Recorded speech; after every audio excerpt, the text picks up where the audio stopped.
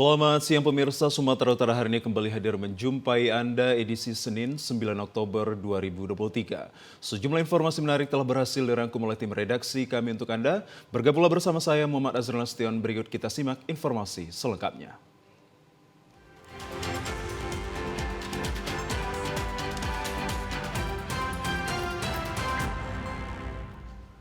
Pemirsa, di informasi yang pertama, personel TNI Polri membantu mengamankan aksi penolakan musyawarah daerah Musda 2 Persatuan Perawat Nasional Indonesia, Kabupaten Nias Barat.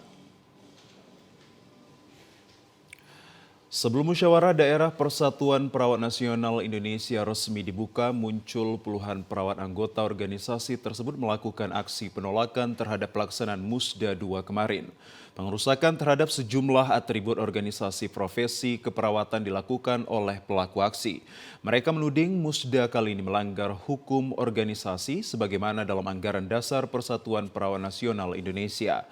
Aksi yang mencoba menghalangi kegiatan organisasi yang berbadan hukum di Indonesia tersebut mendapatkan pengamanan dari petugas TNI Polri dan melakukan dialog dua arah sehingga suasana kondusif pula. Selanjutnya, Musda berjalan lancar meskipun berhenti pada tahapan sidang pleno pertama karena peserta Musda tidak memenuhi quorum.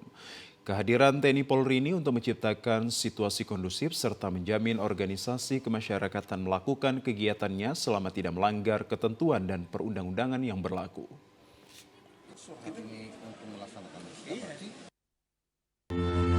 Kami hanya ingin situasi ini tetap aman dan kondusif. Apapun isu yang terjadi di organisasi ini pasti ada jalan keluarnya. Mari kita boleh hati panas, tapi kepala harus dingin, atau kepala panas hatinya harus dingin. Saya yakin kedatangan teman-teman orang tua kita dari TPW juga membawa solusi untuk kita. Apapun yang menjadi permasalahan di dalam organisasi ini, silakan duduk bersama untuk diselesaikan. Sementara itu, pihak DPW PPNI Sumatera Utara yang menilai aksi penolakan Musda tersebut sebagai bentuk pengkhianatan yang merusak citra organisasi di mata masyarakat seharusnya tidak terjadi. Sebab sebelumnya pihak DPW PPNI Sumatera Utara telah 2 kali mengundang rapat pengurus DPD PPNI Nias Barat periode tahun 2013 hingga 2018 tidak pernah hadir untuk rapat dan sidang. Hal ini pun disangkal oleh pelaku aksi. Jadi kami kaget kok secepat itu rapat plenonya kasih surat hari ini siang ini kok langsung ke plenonya. Jadi kok langsung ke rapat pleno, rapat sebelumnya di DPK tidak ada dan atau di kretek kami aja pun tidak ada rapat-rapatnya. Petugas keamanan di lokasi menghimbau agar dinamika yang terjadi pada tubuh organisasi ini diharapkan tidak melemahkan para perawat yang sebagian besar sedang melakukan tugas pelayanan kesehatan bagi masyarakat di daerah tersebut. Pemirsa, di informasi lainnya, seekor babi hutan masuk ke pemukiman warga di Mandailing Natal dan menyerang seorang petani kebun karet hingga mengalami terluka parah. Korban dilarikan ke rumah sakit akibat luka di bagian kaki dan juga tangan. Sopian Nasution, warga Desa Kayu Laut, Kecamatan Panyabungan Selatan, Mandailing Natal, dilarikan ke Rumah Sakit Umum Panyabungan pasca diserang babi hutan yang masuk ke wilayah pemukiman. Akibat serangan babi hutan tersebut, Sopian mengalami luka di bagian kaki, tangan, dan juga dada. Korban dirawat intensif di Rumah Sakit Umum Daerah Panyabungan. Serangan hewan liar ini diketahui saat korban sedang bekerja di kebun karet yang tidak jauh dari kebunnya. Sebelumnya korban juga masih berusaha mengusir babi hutan yang mendekatinya, namun bukannya pergi malah menyerang Sopian hingga terluka parah.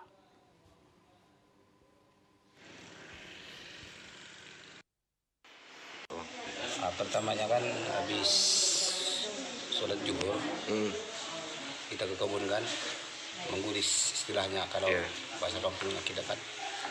Jadi kita mengurus, kira-kira selesai tinggal 7 batang lagi lah kan. Jadi ada babi binatang gitu kan. Jadi saya bentak lah, langsung ngejar kita. Melawan dia, kena ini paha ini jatuh. Hewannya biasa itu ketemu di situ, tapi kalau saya bentak itu Pikir dia. Cuman yang ini memang benar-benar habis kita, sial. Akibat serangan babi hutan tersebut, korban mendapatkan puluhan jahitan di tangan dan kaki. Pemirsa, sementara itu kondisi jalan rusak di Kecamatan Angkola Julu, Kota Padang Sidimpuan yang jadi kewenangan pemerintah Provinsi Sumatera Utara sangatlah dikeluhkan para warga dan juga pengguna jalan karena bertahun-tahun tidak kunjung diperbaiki. Perbaikan jalan menjadi penantian masyarakat, ditambah lagi jalan tersebut dalam kondisi buruk dan memprihatinkan. Hal itulah yang terjadi di sepanjang jalan Desa Rimba Soping dan Desa Mompang, Kecamatan Angkola Julu, Kota Padang Sidimpuan. Badan jalan mengalami kerusakan di sepanjang titik, bahkan nyaris tidak ada lagi jalan yang bagus. Kondisi kerusakan jalan sudah cukup parah berlubang, bahkan digenangi air menyebabkan pengendara harus ekstra hati-hati jika melintasi jalan tersebut. Akibat kerusakan jalan ini sangatlah berdampak terhadap perekonomian warga. Warga berharap akses jalan yang menjadi kewenangan pemerintah Provinsi Sumatera Utara dapat segera ditangani, karena jalan tersebut merupakan satu-satunya akses utama bagi warga untuk membawa hasil bumi. Salah seorang pengendara, Loren Huta Barat, mengeluhkan kerusakan ruas jalan ini sudah bertahun-tahun belum ada upaya perbaikan juga. Warga berharap pemerintah segera melakukan perbaikan jalan tersebut untuk meningkatkan perekonomian warga. Kalau saya tengok jalan ini udah terlalu parah. Harusnya udah bisa lah diperbaiki jalan. Abang sering kali lewat jalan sini, Bang? Sering. Ya segera diperbaiki lah. Jalannya memang rusak. Permintaan kami segera diperbaiki cepatnya. Oh, udah lama lah, Bang. Desa Rimba Soping, Jalan Angkola Julu. Harapan kami sebagai pengguna jalan ya segera diperbaiki lah secepatnya.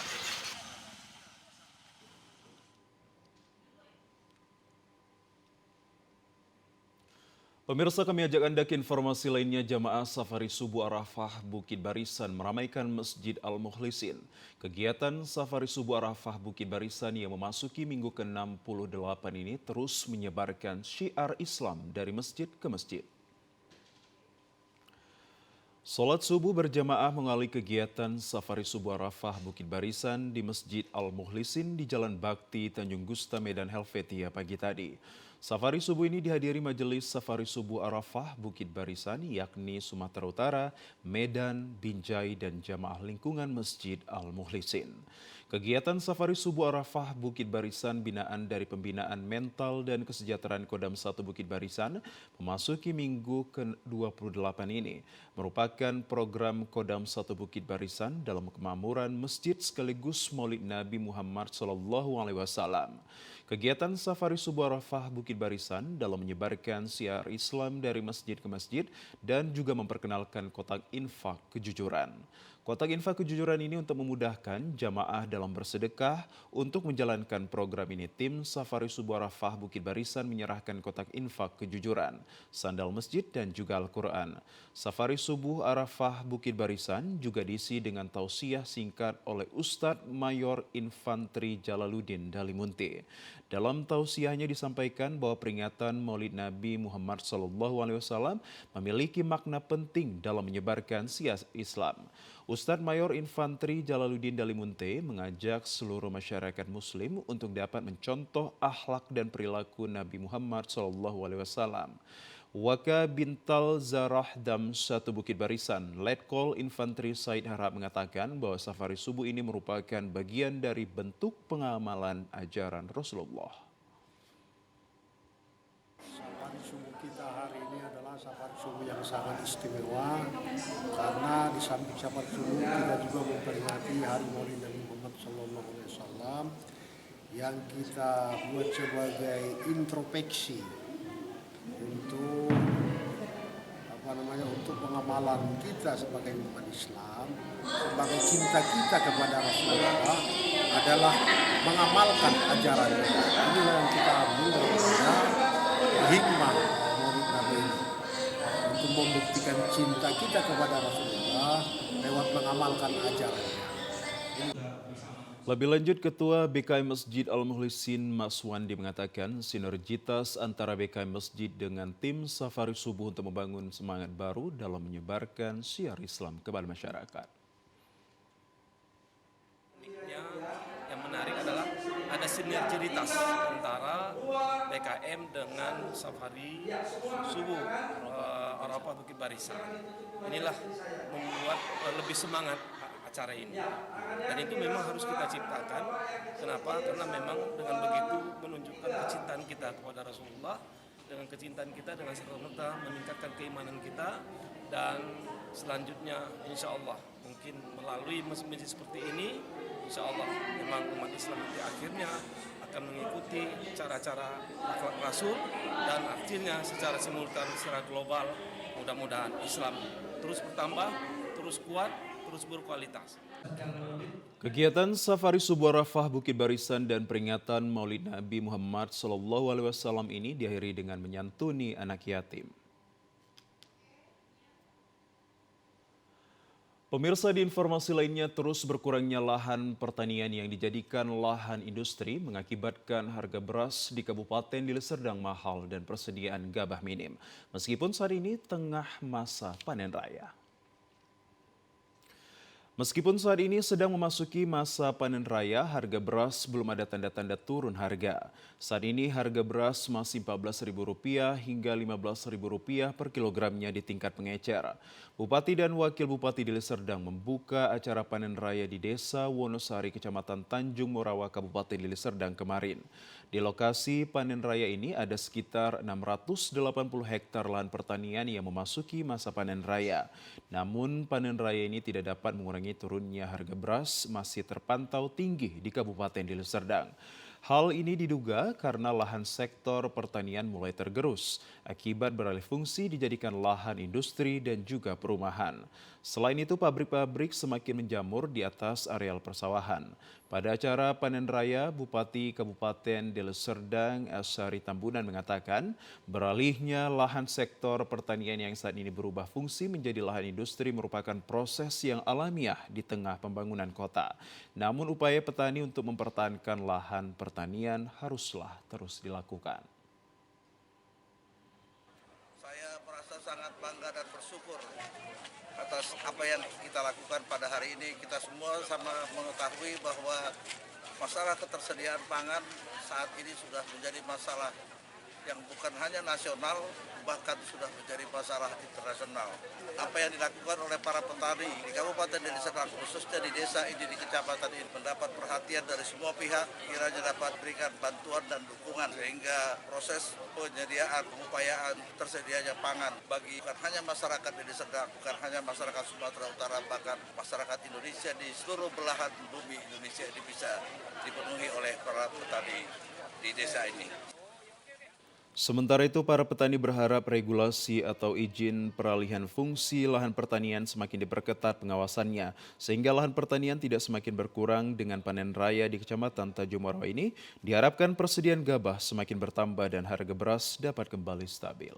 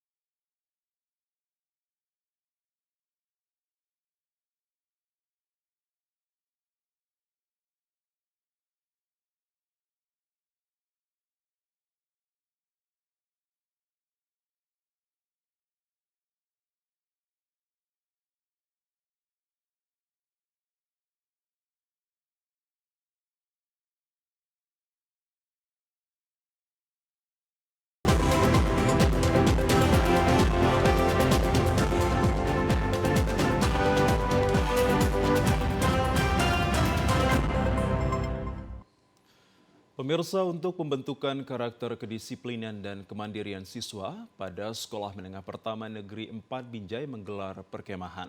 Perkemahan ini sekaligus pengukuhan Palang Merah Remaja Madya Unit 005 SMP Negeri 4 Kota Binjai. Sesuai dengan motonya, Palang Merah Indonesia merupakan aksi kemanusiaan membantu masyarakat yang terkena bencana dan musibah. Untuk itu, pembentukan karakter dan kedisiplinan serta kemandirian para siswa harus dibina dan ditumbuhkan sejak usia dini. Pelatihan dan pembinaan serta ketangkasan dalam menolong umat manusia harus dilakukan secara intensif dan berkesinambungan. Dengan semboyan Siamo atau siap menolong orang, Palang Merah Indonesia selalu hadir dan membantu para korban bencana dan musibah di berbagai daerah di Indonesia maupun dunia internasional. Semboyan ini bukan merupakan simbol belaka tanpa adanya kesiapan mental dan fisik serta kedisiplinan bagi para anggota PMI dan PMR di masing-masing sekolah yang ada di Kota Binjai. Pembinaan kedisiplinan, kemandirian, dan kebersamaan yang diberikan para pelatih diterapkan bagi para pelajar yang siap mengikuti kegiatan PMR di sekolah. Berbagai rangkaian kegiatan dilaksanakan, diantaranya permainan untuk melatih konsentrasi dan kedisiplinan perorangan dan juga kelompok. Renungan suci dan muhasabah diri serta jerit malam untuk melatih keberanian dan ketangkasan diri. Kepala Sekolah SMP Negeri 4 Yudi Aristiawan Siregar mengatakan bahwa kegiatan perkemahan ini bertujuan untuk dapat melatih kedisiplinan, mental, fisik para siswa sekaligus berkolaborasi dengan proyek penguatan profil pelajar Pancasila demi aksi kemanusiaan. Tujuan dari kegiatan ini adalah melatih kemandirian anak, melatih kepedulian anak, dan juga menanamkan sikap kemanusiaan, karena memang PMR ini adalah berkaitan dengan kemanusiaan dan juga berkorelasi dengan proyek penguatan profil pelajar Pancasila, mampu memiliki rasa kemandirian dan juga rasa kemanusiaan sehingga bisa siap menolong orang di mana saja dan kapanpun bisa dilaksanakan. Sementara itu, perkemahan alam sekaligus pengukuhan PMR Unit 005 SMP Negeri 4 yang dilaksanakan di Pamah Semilir Cottage, Kecamatan Sebinge ini dilaksanakan selama 2 hari. Pemirsa, di informasi lainnya, Bank Indonesia Perwakilan Kota Sibolga mendukung langkah strategis pemerintah Kota Sibolga dalam menjaga stabilitas harga dan pasokan barang untuk menekan inflasi dengan membangun gudang penyimpan bahan sembako berteknologi Control Atmosphere Storage atau CAS. Deputi Kepala Kantor Perwakilan Bank Indonesia Kota Sibolga, Jonata Ruli Sidabalok menjelaskan salah satu mitigasi menekan laju inflasi di suatu daerah yakni dengan menjaga ketersediaan barang dan mengendalikan harga bahan pokok di pasaran. Untuk itu, keberadaan gudang CIS berkapasitas 6 ton yang dibangun Pemkot Sibolga tersebut sangatlah memberikan manfaat dan dampak bagi Pemkot Sibolga dalam mengatur kondisi pengendalian harga. Dikatakan harga kebutuhan bahan pokok yang tergolong hortikultur sangat fluktuatif dan tergantung akan kondisi cuaca.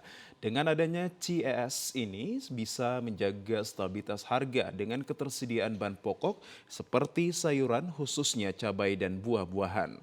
Fasilitas yang dibangun Pemkot Sibolga tersebut juga bisa diandalkan dalam menjaga ketersediaan bahan pokok saat terjadi ketidakstabilan harga barang di pasaran. Kita dorong adalah karena kita menyadari bahwa harga hortikultur itu kan sangat fluktuatif tergantung dengan kondisi cuaca yang tidak bisa kita kendalikan. Nah, salah satu mitigasi untuk mengendalikan harga adalah supaya ketersediaan barang itu tetap ada. Nah, supaya ketersediaan barang ada berarti harus ada seperti cas ini. Pada saat nanti harga-harga pada tinggi, jadi barang-barang yang ada di situ bisa dikeluarkan sehingga harga tetap bisa stabil. Pemirsa, tim cabang olahraga gulat Sumatera Utara sedang melakukan persiapan dan pematangan jelang ajang Pekan Olahraga Nasional 2024 mendatang. Tim gulat Sumatera Utara menurunkan 21 atletnya untuk bertarung memperebutkan medali dalam ajang PON 2024. Meski dengan alat dan sarana latihan yang seadanya dan terbilang minim, tim cabur gulat Sumatera Utara tetap semangat dan penuh motivasi dalam sesi latihannya sebagai persiapan dan pematangan jelang PON Sumut Aceh tahun depan. Memasuki bulan Oktober 2023 ini, tim pelatih gulat Sumut tengah memantapkan pelatihan para atletnya dalam segi teknik berupa dorongan dan bantingan. Pemusatan latihan daerah Pelada yang digelar di dua tempat, yakni GOR Unimed dan PPLP Dispora Sumut ini masih terkendala alat latihan seperti matras dan juga lainnya. Akibatnya 21 atlet yang tengah menjalani latihan persiapan PON ini harus mensiasatinya dengan memakai secara bergantian. Pelatih tim gulat Sumut Mangasi Simangunsong mengatakan bahwa pada PON 2024 gulat Sumut diunggulkan di beberapa nomor, yaitu 57 kg putra, 50 kg putri, dan 78 kg putra. Ia enggan membeberkan target medali yang menjadi fokus tim gulat Sumut di PON nantinya karena terkendala tempat dan alat latihan.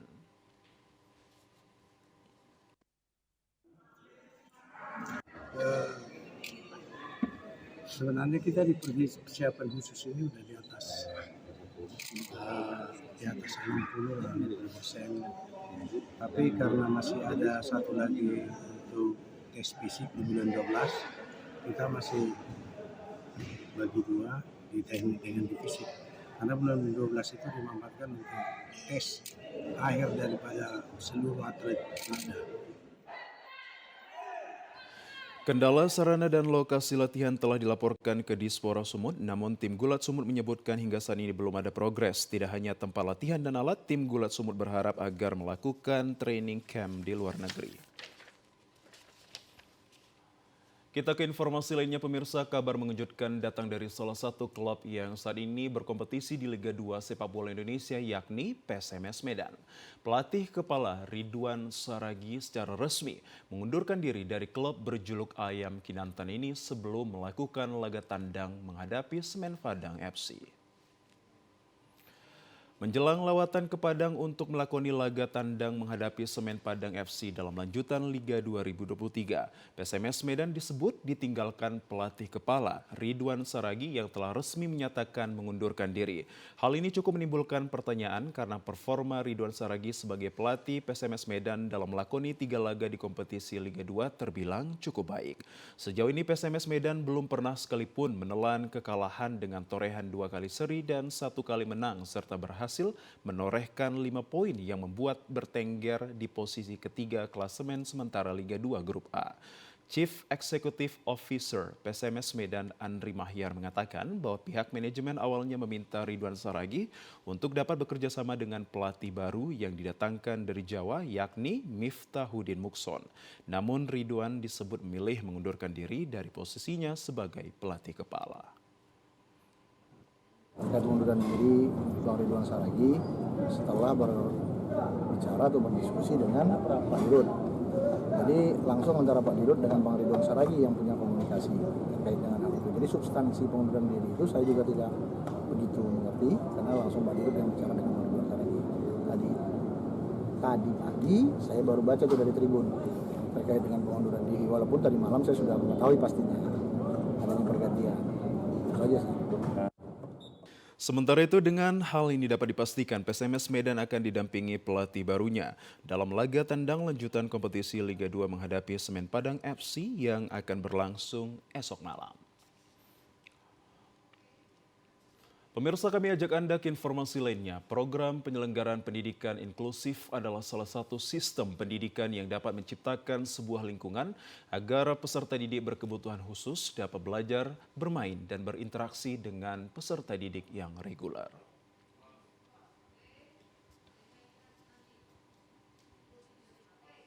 Inklusif di Sumatera Utara adalah SMA Negeri 2 Lubuk Pakam, Kabupaten Deli Serdang. Berdasarkan Undang-Undang Nomor 20 Tahun 2003 tentang Pendidikan Nasional, menegaskan bahwa setiap warga negara berhak mendapatkan pendidikan yang bermutu. Dan hal inilah yang menegaskan hadirnya pendidikan inklusif di tengah masyarakat. Secara umum, pendidikan inklusif di Sumatera Utara masih memiliki sejumlah kendala. Namun berangkat dari undang-undang yang mengatur setiap sekolah wajib menerapkan pendidikan inklusif, membuat SMA Negeri 2 Lubuk Pakam Deli Serdang sudah melakukannya dalam beberapa tahun belakangan ini. Meski pada awalnya setiap guru memiliki tantangan dalam menerapkan pendidikan bagi para kaum disabilitas, khususnya tunarungu, namun berkat kerja keras dan kesabaran serta sistem belajar berbasis digital, penyelenggaraan pendidikan bagi siswa reguler dan berkebutuhan khusus dapat berjalan dengan baik. Kepala sekolah menyebutkan, meski guru dalam menyelenggarakan pendidikan wajib memahami seluruh latar belakang siswa yang ada, hal itu dapat dijalankan dengan baik oleh seluruh guru. Berkat keuletan yang dimiliki seluruh penyelenggara pendidikan, setiap anak berkebutuhan khusus dapat menerima semua pelajaran, bahkan yang luar biasanya, peserta didik yang berkebutuhan khusus bisa menjadi juara kelas. Dan yang lebih membanggakan, setiap tahunnya terdapat siswa yang lulus masuk perguruan tinggi negeri melalui jalur undangan. Semenjak tahun 2011, SMA Negeri 2 Lubuk Pakam ini sudah ditunjuk oleh pemerintah Dinas Pendidikan Provinsi Sumatera Utara bahwa SMA Negeri 2 Lubuk Pakam ini menjadi sekolah inklusi satu-satunya di Sumatera Utara. Tantangan yang saya hadapi, khususnya stakeholder yang ada di SMA Negeri 2 Lubuk Pakam ini, yaitu anak-anak yang berkebutuhan khusus ini harus kita samakan dengan siswa-siswi yang tidak berkebutuhan khusus. Itulah tantangan yang kami hadapi. Kemudian yang kami dapatkan hasilnya dengan kerja keras dan kemauan guru-guru di SMA Negeri 2 Lubuk Pakam ini, ya siswa kita yang berkebutuhan khusus, walaupun agak sulit menghadapi di dalam proses akademiknya, namun karena keseriusan guru-guru dan kemauan anak-anak yang inklusi, ya salah satu siswa kita dari SMA Negeri 2 Lubuk Pakam ini bisa menerobos perguruan tinggi ternama di Sumatera Utara, masuk ke perguruan tinggi negeri di USU Fakultas Sejarah melalui jalur undangan. Para peserta didik yang berkebutuhan khusus mengaku sangat senang bisa belajar di SMA Negeri 2 Lubuk Pakam dan berbaur dengan teman-teman yang tidak berkebutuhan khusus. Diakui para siswa yang berkebutuhan khusus mendapat perlakuan yang baik dari setiap teman-teman. Program pendidikan inklusif yang diterapkan di SMA Negeri 2 membuat setiap anak saling menghargai dan menerima adanya perbedaan dan kekurangan yang dimiliki setiap siswa. Selain itu, pendidikan inklusif juga menjadikan persaingan belajar semakin sehat dan setiap siswa berlomba untuk menjadi yang terbaik. Dan pemirsa, informasi dari Kabupaten Deli Serdang tadi sekaligus menutup perjumpaan kita dalam program Sumatera Utara hari ini. Kami ucapkan terima kasih atas kebersamaan dan juga perhatian Anda. Saya Muhammad Renastion. Selamat siang.